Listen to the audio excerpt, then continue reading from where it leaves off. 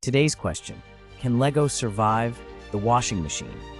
Our scientist wanted to clean his lab coat, but he accidentally climbed in with the laundry.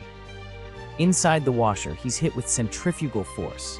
That's what keeps your clothes stuck to the wall while spinning at 1200 RPM.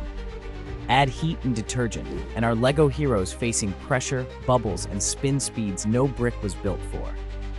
The spin cycle ends, and somehow he's still in one piece. Cleaner than ever, but definitely dizzy.